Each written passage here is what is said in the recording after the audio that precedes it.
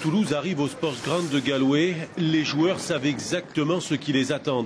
Match en présence du président irlandais et de son Premier ministre.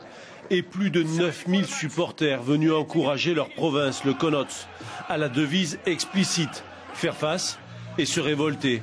C'est évident, les Irlandais veulent rendre ce premier match d'Ash Cup à domicile historique.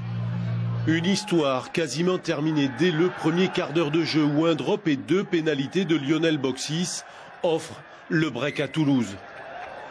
En dominant logiquement, le stade valide son premier essai sur ce départ de Louis Picamol. Sur du sautoir, la défense irlandaise s'offre un espoir anéanti par Jean Bouillou.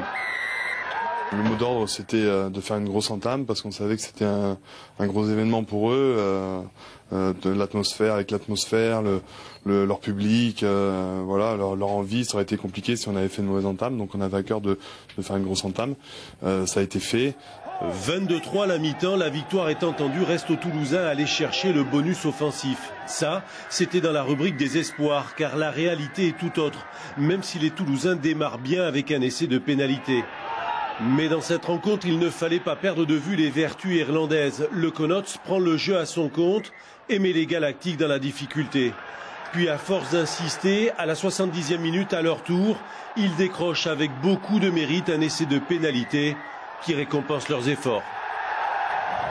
Ils ont réussi à remettre la main sur le ballon, à être plus dynamiques. Ils sont revenus des vestiaires avec peut-être plus d'ardeur. Voilà, il s'est poussé par beaucoup de public ici, beaucoup de ferveur, donc il ne faut pas leur enlever ça. Vu la tournure de cette opposition, Guy Novès a déjà compris que les siens ne ramèneront pas le bonus espéré. Les stadistes vont jeter leur dernière force. Yannick Nyanga, toujours aussi mobile, fait la différence. Avec ce troisième essai, Toulouse s'impose 36-10 et regrette d'avoir manqué de maîtrise dans certains secteurs. L'explication, c'est qu'on n'a pas de ballon, on perd beaucoup de ballons en conquête, notamment en touche, et donc c'est ça qui fait qu'on n'arrive pas à enchaîner 2-3 temps de jeu qui les mettrait à la faute. Et donc voilà, c'est vrai qu'on passe une demi-heure comme ça un peu entre deux eaux, et on revient bien à la fin, mais bon, c'est un peu tard. C'est donc une victoire non bonifiée pour le stade. Quelle sera son incidence lors des prochaines journées de cette compétition? Réponse au terme des 2 oppositions capitales face aux Harlequins.